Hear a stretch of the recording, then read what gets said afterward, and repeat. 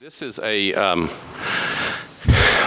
second of what was two planned meetings, special planned meetings of the Rules Committee, which involves elections, to talk about the election process for 2016. We had been requested by the Election Commission to actually set up two of these meetings, one that was held last night and one that was to be held at 3 o'clock today, to discuss basically the election process for 2016. We had, just for the record, we had about 20 members here last night that saw the discussion. We got a PowerPoint presentation or something that was handed out to everyone and that kind of laid out a number of different things. Both Mr. Starling, who's on the commission, and Mr. Wall went through the presentation along with Ms. Nixon about the process for 2016, and I think we got all that information out. I'm looking at the members of the council who are here. I think all of you were here for that presentation. What I would like to do this afternoon is just basically open it up for any other questions. We were here for approximately 2.5 hours last night. We got lots of questions addressed, not only from the standpoint of the process, the election process for 2016, but the kind of how the Election Commission works, to then a major discussion about concerns about the resignation of the chair of the Election Commission, and then questions that are being reviewed currently by the Metro Audit about funds and whether they were appropriately spent by the Election Commission staff. Those things are still under review. We had asked Mr. Wall to bring some things, some records to us, which he brought, and which I just received. So I've got them, and then we can share with any members of the committee that would like them. But what I would like to do, since we just have a few members here today, is open it back up for any questions that anybody had. Anything that didn't get addressed last night, either in regards to the election process or to the concerns about the chair's resignation or about the audit that is currently being conducted, any of those questions. So we're basically opening it up for anybody who has any comments or questions. Now, we've just had a couple of other members join us. So let me go back over and explain what we're doing. This is the second of two scheduled meetings of the Rules Committee, special meetings of the Rules Committee, to basically go over the election process for 2016. We had a big, long meeting last night, lasted about 2.5 hours, where we went through the election process, took questions from the council members, and then got into a very long and major discussion about the resignation by the chair of the Election Commission and about spending money by the Election Commission staff. This is the second. We had a long meeting last night where we had about 20 members. What we planned to do today was not go back over all the election cycle, but basically just open it up for questions and answers from the council members. So I'm looking at the council members that just came in. We're happy to go back over the entire election cycle process, or we can simply open it up for any questions, any comments, any things that you want to know, because you've got the Election Commission staff here. Is that okay with the members? Okay. All right. So we're simply going to open it up. But before I take any questions, I would ask Mr. Starling or Mr. Wall or Ms. Nixon if you all have any comments before we start.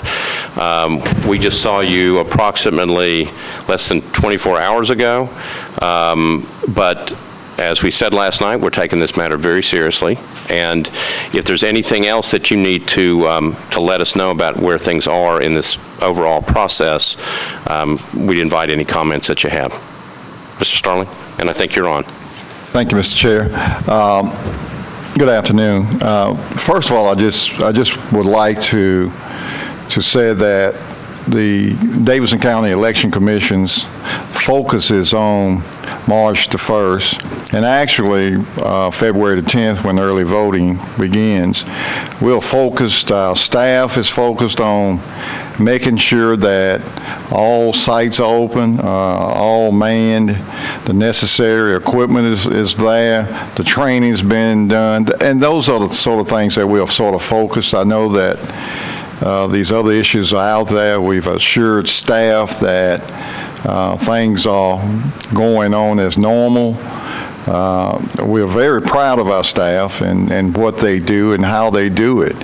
I think that, and I would, Mr. Chair, would definitely say, I think that Davidson County is probably number one in the state as far as its abilities to put on elections. I would compare us to anybody in the state, and as a matter of fact, I would even challenge the United States if I could.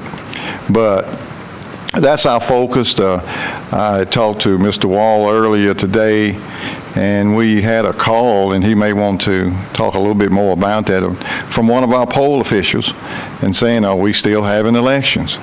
So, what's out there, it's word to mouth that sometimes people think that because of these controversies, things are not going forward. For those who are listening and maybe video streaming or whatever, the election's on. The election's on, and we're geared up and ready to go. Thank you, Mr. Chair.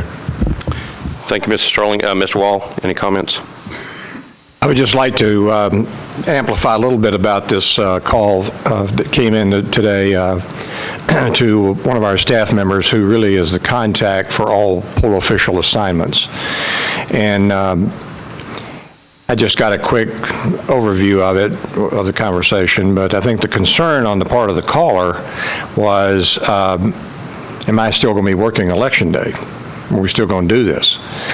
And so there's some ripple effects, obviously, from this kind of press that's going on. Okay. All right.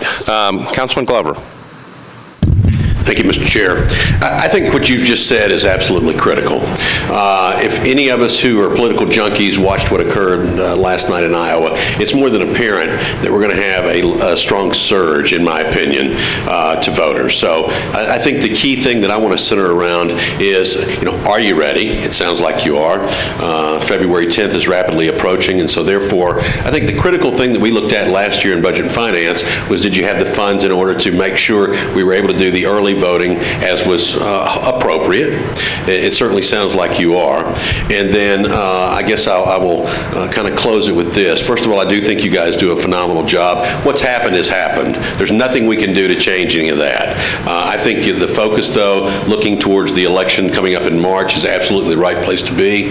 And, I would encourage, and I hope all the poll workers and everyone who are involved with this, that's what we do focus on, because I again, will emphasize, I think we're going to have a strong turnout. And I think that's great, because I think that's what our country's founded upon. And so therefore, I'll close with one very basic question. Do you see any shortcomings anywhere, and is there anything that we can do to assist in the event you do see any shortcomings to any one of the three of you? Thank you, Mr. Chair.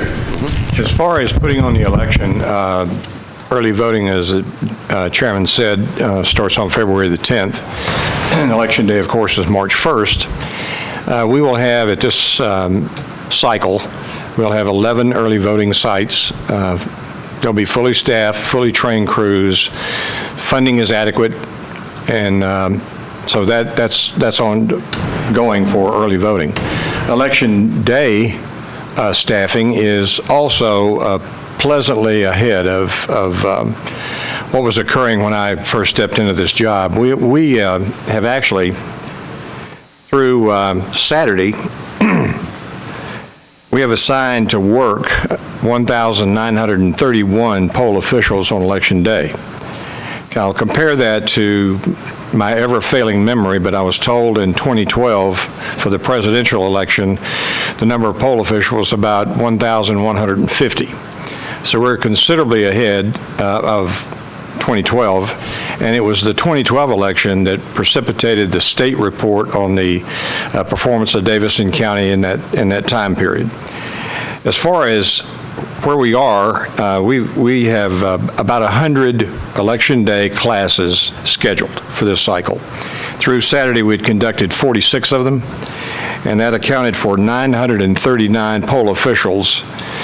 We hope to have about between 1,400 and 1,500 actually show up to work on Election Day. The hours are approaching 4,000 student hours already. So you can see that training consumes a lot of our time. It consumes a lot of the volunteers, as I like to call them, who are actually attending the training classes. The amount of equipment that will be out there will be more than sufficient for this unless there is an extraordinarily heavy turnout. But we're planning on the order of what we experienced last year, and we've got the equipment to do it. One of the questions from last night was how do we stand on voting machines? Well, we have the good fortune of among some other counties getting 100 additional voting machines for the election. That was a 3-year gift, if you will, from the state. These are rented machines, but we'll have them through the end of this year. In addition to that, we received about 100 machines from 2 counties, a total of 100, who are upgrading their equipment, and the state asked if we could use them, and of course we can, and we've got that. So I think equipment-wise, we're in good shape. I think from a software standpoint, the biggest task right now is just programming the ballot. It is incredibly long. The sample ballots are going out this week, I believe. Yes. And when you get yours, look at the number of delegates that are on that ballot. And it's over 100, I believe, and the voter is asked to vote for 14. So it's a massive ballot, and of course takes a lot of time for the programming to take place. But bottom line is, Councilman, we're in good shape. Thank you, Councilman. Councilor Murphy. I wanted to ask a few clarifying questions from our conversation yesterday. One of the questions that I was kind of getting at yesterday, and I don't feel like I really got a clear answer or idea on, was how long did it take to put together the credit card requests of open records for the reporter? That is in detail in the material I left with the chairman today. There were a series of requests. The original request, which we received on December the 9th, and we had to respond, my target date was the 18th, and we notified the requester that that would be the case. The original request was really in 2 parts. The first part was credit card statements, my personal credit card, and the other was what amounted to a look at the entire Election Commission budget and all the expenses that I had approved or authorized. That was the part that was the extraordinarily long part that we were trying very hard to give ourselves enough time to be able to adequately answer it. And so we established the date of that of March the 31st, which sounds like a long time away, but in the reality of the press of what we're working on with the elections and training and all the rest of it, that would be the drop dead date. If we got it ready sooner, we would. So how long did it take? When did you how long did it take to present the records? Before we could send it in to the reporter, she sent an amended request. Okay, the short, like asking for fewer documents? She asked for credit card statements only. And again, I'm going from memory here, but I think we responded as quick as we could to get those. First of all, we don't get credit card statements. And we had to track those down, find out where they were. And then I wanted to go through them and see what all was there. And then we provided the statements, and shortly thereafter, the request... Did you provide those statements in full? Yes. Were they just straight copies, but you just wanted to proof them, or? I just wanted to familiarize myself with what was there. Okay. And it's whatever I think it was an 11-page document that we received. My credit card charges are about $170 since I was issued a credit card in January of 14 through last month. So just getting, the time-consuming part was just finding it and getting it pulled together and sent to this reporter. And from that, we received some email questions about specific credit card charges, which were in two parts. The first request came in the morning of that day, and it amounted to a request for details and copies of 11. And then a late afternoon request that came to me asking for 14 more.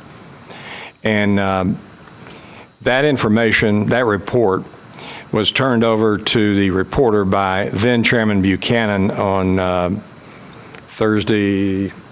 I'm trying to remember what, it'd be last Thursday. And he actually hand delivered it. I guess where I'm disconnecting and not understanding is the financial person, who I'm forgetting his name, who was sitting over here yesterday, discussed that when the audit comes in and that the way the budget is and things, he could turn it right over. And that as soon as the questions were asked by the administration and by the finance department, that all of our records are there and it's transparent and he can just turn it over quickly. And maybe I'm not understanding the way the department does their budgeting and finance, but if all the books are in order and you're keeping up to date with paying things on time, why that there would be a different turnaround time for, I'm hearing from an employee that you can turn over your books immediately to be audited, but I'm hearing from you that it takes time to put together individual requests. That's where I'm having a disconnect and having a hard time understanding how on one hand to be audited of the entire budget, which I would assume would cover everything that you've approved and your credit card charges and procurement things that you've approved that you had said in December would take months, yet it's part of the bigger, broader budget that could be turned over immediately. Actually, it's the reverse of that. The part that the amended request dealt with 172 credit card items that were on my credit card record once we located that and went through it. So I asked the finance manager to find all 172 documents, all the receipts, copies of the receipts, so that we had them and that they were there. And so I wanted. But that request for those, that came later. So the original request, from what I'm understanding you saying, was for everything that you've approved and procurement, and that's part of the overall budget that can be turned over immediately. I'm not sure what I'm missing here between the difference between turning over everything, which seems to be able to happen quickly, and turning over part, which I understand if you have to go back through the files and find the receipts.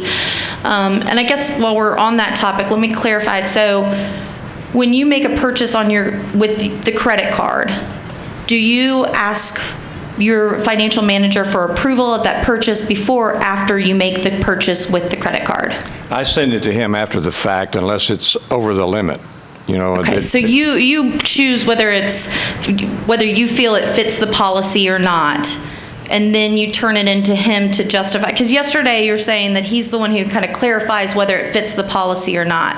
And so if you're making that purchase and then turning it in to see if it's approved or fits the policy, I guess that's where I'm getting a little confused too. If I'm in doubt about an item or a purchase, something out of the ordinary, let's say, a PowerPoint projector, for example. I was new to the Election Commission and I was just trying to feel my way along and figure out the boundaries. And I went to Mr. Hayden and asked him, I said, can we do this? Because we're in desperate need of this PowerPoint projector. The one we had went out in the middle of training, and we had to replace it right away. But before we did that, I checked with him to be sure we would be within guidelines. But I want to clarify one thing, if I might, Council Lady. All that was turned over to Metro Audit yesterday were the credit card receipts. It wasn't the entire budget. Metro Audit has not asked for that yet. They do ask for that. How long will it take? I'll have to get with my finance manager and try to figure it out. Okay. So how many of these charges, I've been given a copy of at least some of the credit card charges, and I don't think at this time I don't want to quiz you on every charge or purchase that has been done over the past year. I don't think that's necessarily fair in this situation. But how many of these charges since, or at least what is on here since 12/31/2014, do you think that you authorized yourself and then turned in the receipts, or that you asked previously? Do you feel that the majority of the time you check with your financial manager before making these decisions, or the majority of the time do you just make the purchase and then turn in the receipts and check on the policy? Well, I really haven't looked at that information in that way. And again, before I answered that, I think I'd like to go back and look. But again, it's those that appear to me to be the exceptions, the ones that might be done a different way rather than the credit card approach. Okay. So you don't recall having numerous conversations about, does this fit the policy, does that not? It was just more happenstance? No, we were. Again, if it was anything I was in doubt about, I would talk to him about it in advance.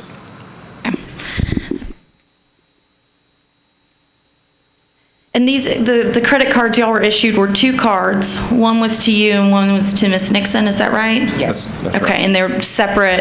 I'm guessing, like on my card, it has my name. Yes, it has my name. It Okay. had my name on there, yes.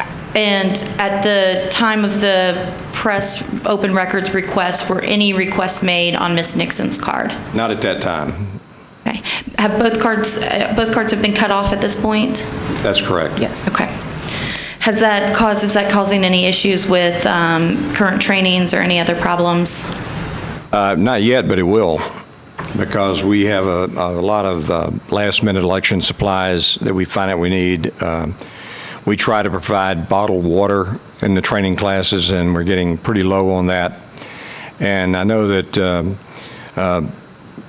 chairman has been talking with finance and the mayor's office about what can we do in the interim.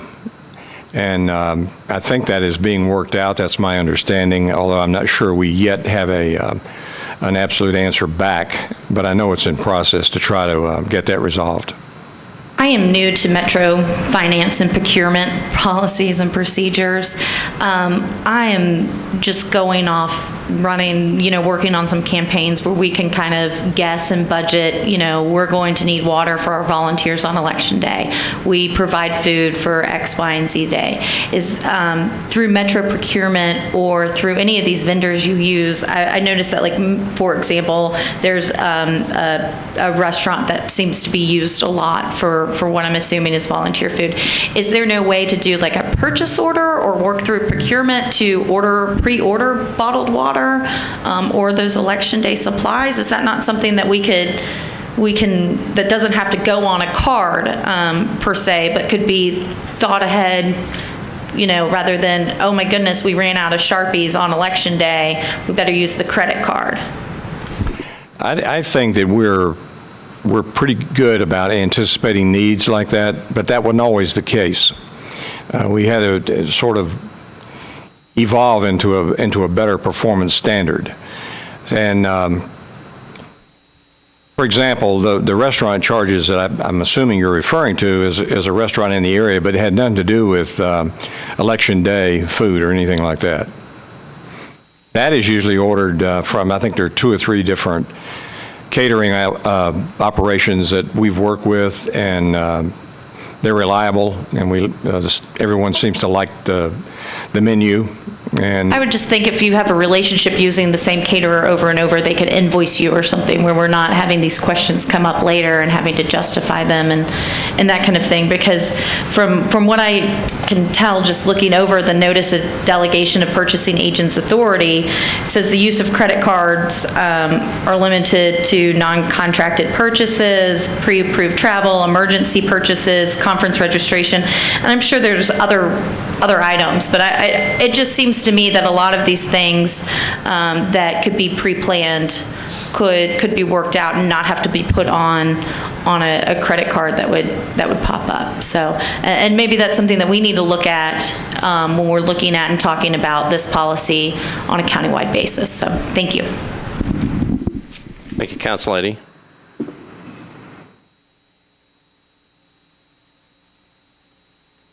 Council Lady Johnson. Thank you, Mr. Chair.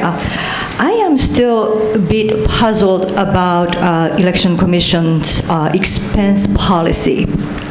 So I would like to continue question about credit card charge. The way I understand is whomever have credit card holder is responsible what kind of charge to be put on the credit card. Am I understand correct? Yes, that's correct. That's my finance manager back there, so I want to make sure that I give you the right answer. So as far as you know, Ms. Nixon and Mr. Wall, to putting a restaurant charge on the credit card, is it appropriate expenditure in your policy? I'm not really, I think there's an exception to that. And if you're talking about recruiting luncheon, for example, if you're talking about Election Day, we try to stay within the guidelines on that as far as the spending amount. May I ask what's the spending amount and guideline would be? For food, it's, I believe, $250. Per occasion or per person or? Per meal. I mean, per event. What equal to per person? I mean, 250 for two person? Oh, no, we're talking Election Day staff inside, 100 people. It's probably between 80 and 100 people that we're talking about. So I'm still, because yesterday you answered all these charges. For example, let's specify like Sperry's charge. You said you asked your financial director if it's within the policy or not.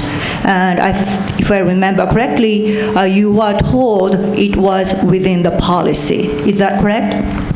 Yes, the use of the credit card for that kind of purpose was within the policy. So it was, I'm assuming you put the charge on your credit card, and then afterwards, when you submit the expense, you ask your financial director if it's appropriate or not. Well, I asked him before the fact. Before the fact. If the use of the card for this kind of purpose is within guidelines. Could you tell me what the purpose was? I'm sorry? What's the purpose of the usage of the credit card charge at the specific restaurant? I'm still not following the question. I'm sorry. So my question is, before you went to Sperry to spend that amount of money, you asked financial director if it's appropriate to spend that amount of money at a certain restaurant? No, I didn't ask him about the amount. Just what the purpose was. So for that occasion, isn't there any limit or what's the appropriate expense limit? Is there no guideline? Let me ask my finance manager about that. Mr. Hyden, if you want to, that microphone should be on. May I have the question again, please? Yes, I am wondering, because when you have some kind of expense, typically any company should have a guideline, meal limit how much, travel expense that much. If some occasion you have to go over the limit, you will have pre-authorization or justification. But in that case, what I'm hearing is there's no limit or no guideline. Am I hearing correct?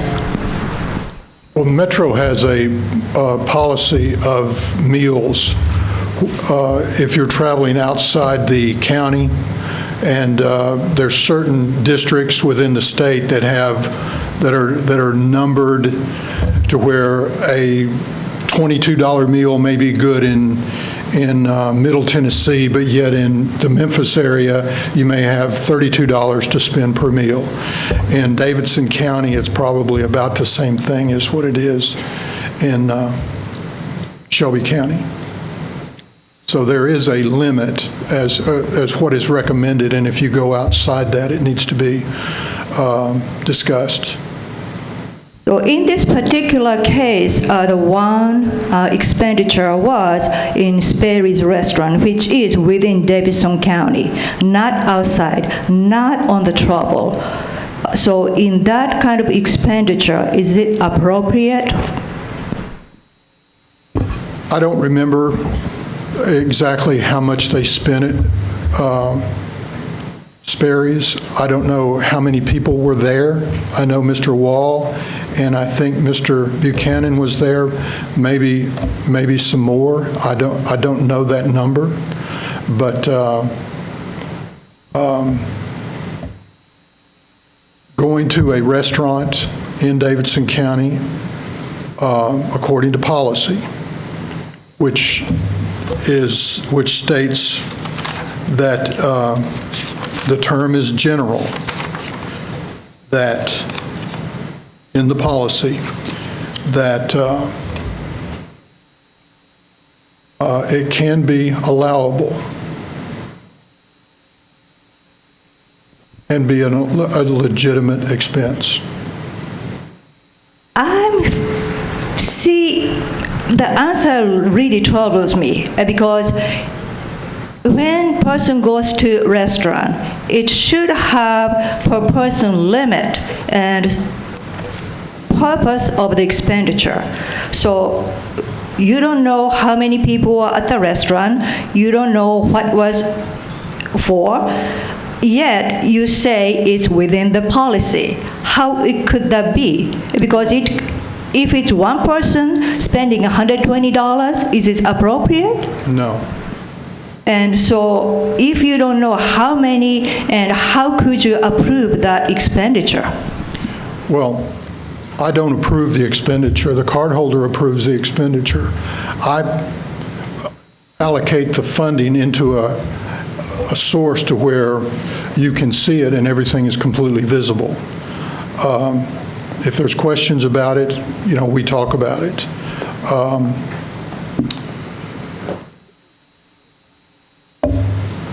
But I do not, no finance manager approves the credit card purchase by a credit card holder. So you are saying the expenditure of the credit card is solely discretion of the credit card holder? Not exactly, because you still have to be within the guidelines of the Metro policy. You have to be within the guidelines of what the cost allowable per meal is, if it's a legitimate purchase.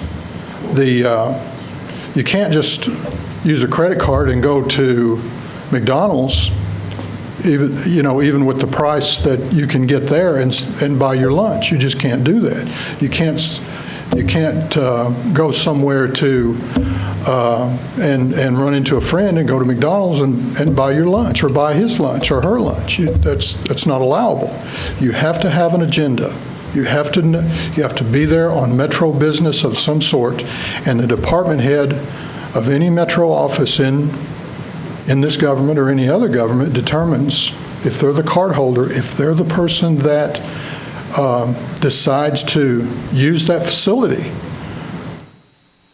I am having trouble because I'm hearing from you is the card holder is the one who decides the purchase is appropriate or not. On the other hand, I'm hearing from Mr. Wall, you said a financial director is the one the purchase is appropriate or not. Where is the policy? The process, I think, will explain perhaps the policy we follow, and that is if If I have any question about a particular activity in advance, I'll talk to the finance manager and say, is this going to be within policy? And if it is, I proceed. If it isn't, we'll go another route. But as far as talking a specific amount, I'm not aware of anything other than try to be reasonable with it. What the reasonable would that be? So for example, since Sperry's restaurant expenditure was on the news, so in that case, I'm assuming it was you and former chairman, two of you, discussing election policy. In that occasion, between two of you, spending 120, just about, will be appropriate expenditure? I thought so at the time. What about now? I would probably rethink it. Thank you.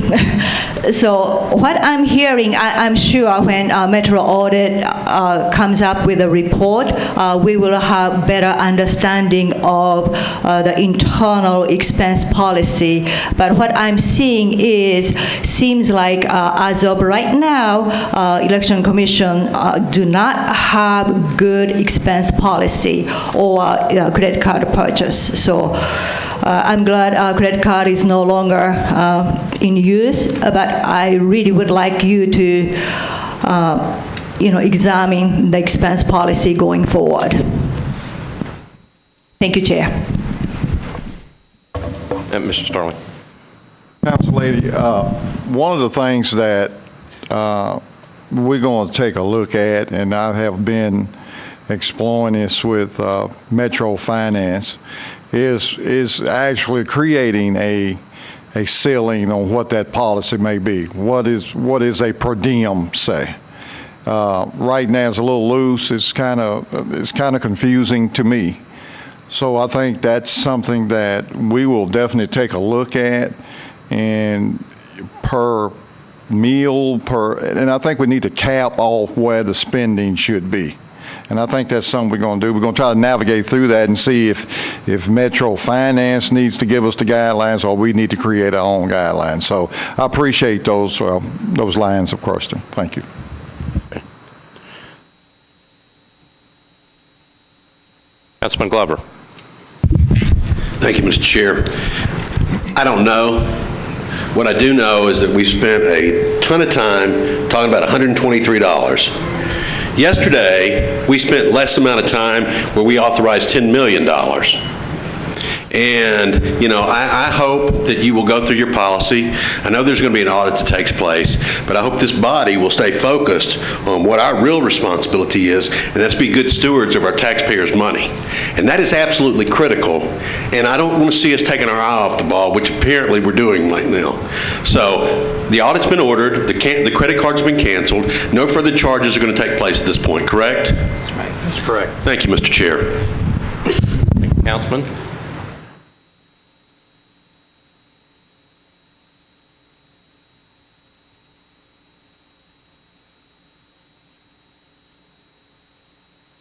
I'm getting worse at this machine. Hold on.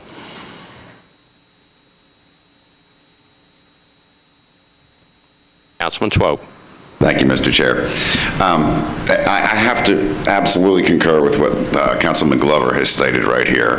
After yesterday's surprise allocation at $10 million, us sitting here arguing about $123 spent at Sperry's is kind of ridiculous. My wife and I go to Sperry's all the time, and I don't know how you guys got out of there for $123, to be honest with you. But my single question would be, is since this $123 charge at Sperry's seems to be causing such a ruckus, are you adverse to refunding the city the $123? No, I'm not. Thank you very much, Mr. Wall. Thank you, Councilman. Councilor Murphy. I just wanted to thank now Chairman Starling, because I know that he has been on the Election Commission for many, many years. And I know Ms. Nixon has been up there for many, many years. And so, Mr. Starling, thank you for looking at these policies. I want to thank you, I guess, Ford, for taking up this leadership and being willing to look at these policies and working with the council. Please keeping us in the loop moving forward, because I know that you have not been chairman, more than 48 hours at this point. And so I think really stepping up and kind of coming under our questioning, and I think some people may feel like nitpicking, but this is really helpful for the council to understand the situation that's going on. And I appreciate you being up there and stepping up to the leadership role and helping us through this situation. Thank you. Mr. Starling. Thank you, Lady Council Lady Murphy, I'm sorry. It's been some whirlwind for the last 48 hours. Navigating through metropolitan government is not very easy. I just want to testify to that. But I've learned a lot through this process. And I want to say that, we talk about the finances, and it's very, very important. And again, I just want to say, we want to focus on the election. February 10th, early voting, March the 1st, election day. And I also want to say that Councilman Glover mentioned about the turnout. Just for an example, and I think I mentioned this yesterday, I attended a voter registration drive at Nashville School of Arts. I think they have about 200 or 300 students. And in a 45-minute period, we registered 80 students. Now, that's double the amount that we did last year, and that's been across the board in the public and private schools in Davidson County. We've went to 33 public and private schools. Now, if any indication is the large turnout, it's going to be there, because we've got a lot of young folk that are ready to vote. And you know what? The Davidson County Election Commission is going to be prepared for those registered voters. So our focus is, again, the election. I appreciate the council. I really do appreciate all these questions. I do appreciate your comments on me being the interim chairman. It's been a great experience. And we got a great team of other commissioners as well that are sitting out in the audience. And without that help and support, the things wouldn't get done. So thank you very much.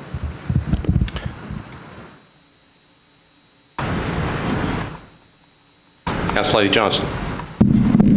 Thank you, Chair. I just want to echo Council Lady Murphy's, because the Election Commission and staff, you have a great staff. Because I have seen them late night recruiting, registering the voters, and community outreach. That was great success, because you had only 35 members or people applied for poll worker 3 years ago.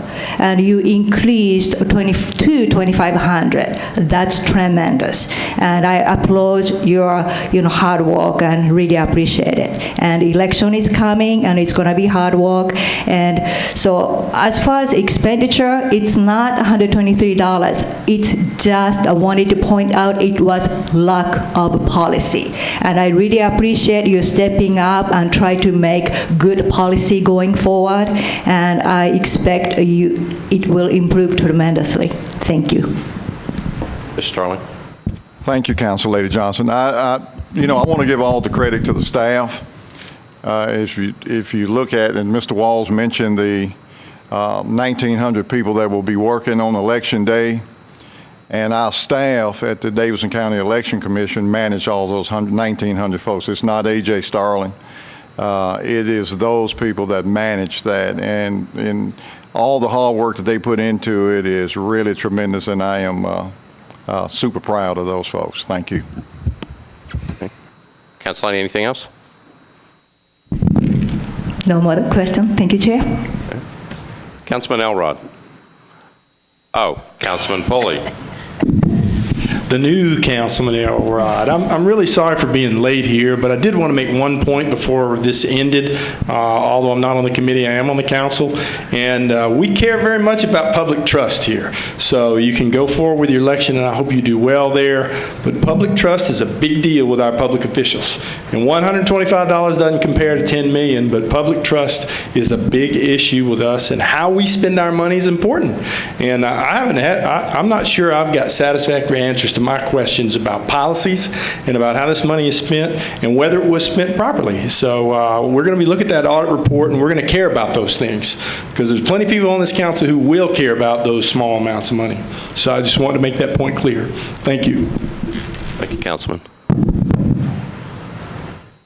Any other questions from members of the council? So I have just got a few, and they're just fairly quick. Mr. Starling, you mentioned the youth voting, and I think we talked a little bit about it yesterday. That seems to have gone very well. Can you just give us kind of a general analysis of overall how many people got registered and how that actually worked through the high schools? Sure. Either Mr. Starling or Mr. Wall, either one. I can give you the process on how it works. I think Ms. Nixon may have the numbers. The process, what we do, we have teams that will go to most all public and private schools in Davidson County. We arrange that through the principals. We set up stations near the cafeteria. That seems to be the universal place to go. And when we come in and we work with the guidance counselors to see how many 17, 18-year-old students that we can count on to register, we make it attractive. The commissioners take turns to go to the different schools. All 5 commissioners participate in this. And also we have some of our council members that participate in this process as well. The students get very excited. They learn we get them to register to vote. They give them a sticker. They go around and tell everybody we register to vote, and they talk about the presidential election and being able to select a president. We teach that through the civics. We say, hey, this is your responsibility, and they really get it. They really get it, and we enjoy it. I really enjoy it. Because they come in all at one time, Councilman, and they just crowd in, and it really gets really hectic sometimes. So it's a very exciting time now. As far as the amount of numbers, Ms. Nixon may have that. Right now, I believe we're at 3,000, and we have doubled. The last 3 years, we have set a record, but this is far more than we expected, which we're excited about. So we've got a lot of new voters out there. So that's a huge, huge volume of young voters, and we're glad to be able to be there to help them through that process. And they're not all in yet. No, they're not. They're not all in yet. All right, that's excellent. So let me ask you a follow-up question on that. So in terms of making sure our voters are educated, and I've talked to Mr. Wall about this before, and that is, I know that you're sending out a sample ballot. Right. Okay, so being on the heels of the Iowa caucuses yesterday, which required full-page explanations in newspapers about exactly what was going to happen and how they did it and how they went to different parts of the room and flipped coins and other things. In terms of questions that people have about, let's say, the presidential primary coming up, are there places, I know that there's only certain things that you can say, but are there explanations that go out with the sample ballot that explain to voters what they're going to experience when they walk in, particularly if the ballot is going to be really long and you're voting for, specific delegates? Well, in the ballot, throughout the ballot, I have put it there. For example, a lot of people need to understand that this is a primary election, and therefore they will have to choose a party primary ballot, and that our election officials are going to ask them which ballot do they prefer today. As far as questions about the ballot, we are prohibited by state law to answer any questions regarding the ballot. And so therefore, we encourage the voters to take that sample ballot with them, on Election Day or during early voting. The ballots will be posted, both elections will be posted on the wall, but we can't answer any questions. We can't tell them who the incumbent is. We can't tell them anything about anything on that ballot. The ballot speaks for itself, and that is what we have to tell any voter that requests information about it. Now, if they have problems maneuvering or operating the voting machines, then our machine operators are trained to assist a voter and tell them what to do as far as bringing up their ballot. But we educate them as much as we can, and we educate the city as much as we can about how to use the voting machines.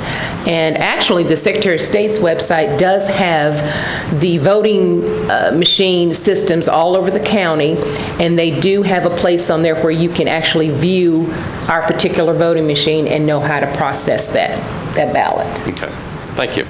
I guess three other just quick questions, and this goes back to the funding questions.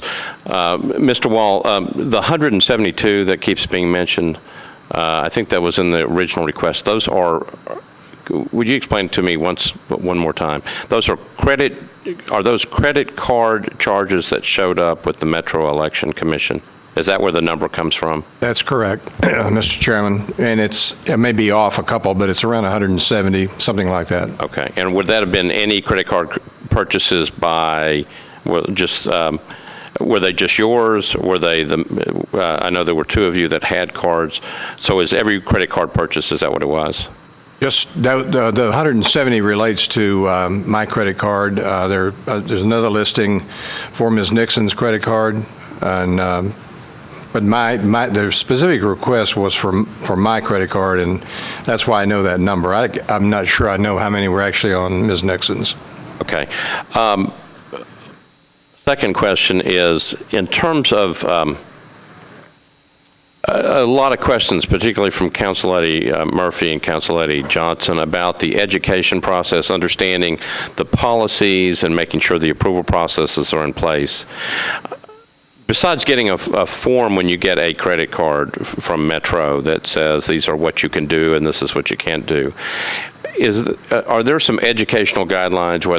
Is there a program you can go to? Are there something you can watch? Are there basic explanations that explain Metro procurement policy that comes with that credit card so you understand what the purpose of it is for?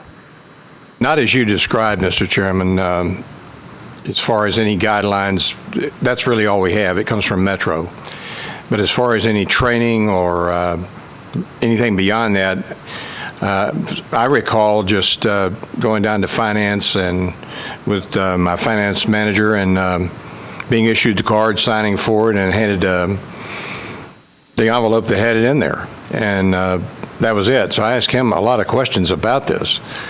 And the thing that he kept stressing to me was that other Metro, you cannot spend Metro money for example, a meal that involves another Metro employee. That's the one that sticks in my mind from the beginning. Okay.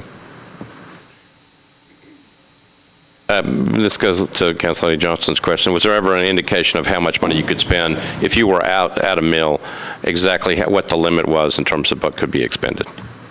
As far as the exact amount, no, sir. Okay. Okay, one last question. You were nice enough in this, I guess, in terms of maybe the staff, in terms of compiling this information that you brought to the council today. And the envelope, I think, is sitting on my desk, but I haven't opened it yet. Would you mind, just for the purposes of the council, tell me what is in that envelope, what you were able to procure in terms of the records, and what's in there? The packet consists of a summary presentation, if you will, of the request that we got from this particular Channel 4 reporter in terms of the date the request was received, the date it was responded to, the scope of the request, and what the disposition of it was. Backing that up are all the details, the paper trail, if you will, from the time the request was received until the response was given. and depending upon which request that it was, is some less detail, some more detail. Okay, thank you. I believe that's all the questions that I have. We appreciate you all being here both last night and this afternoon. We appreciate members of the council being here.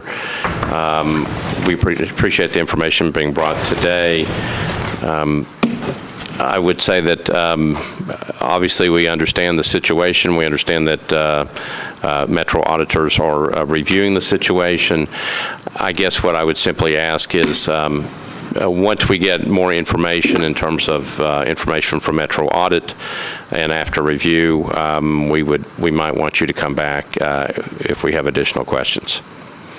Having said that, remember there are elections coming up, and if you forget the dates, then you can always go to the Metro Election Commission website. They'll have those posted there. Thank you all for being here today, and seeing nothing else, we stand adjourned.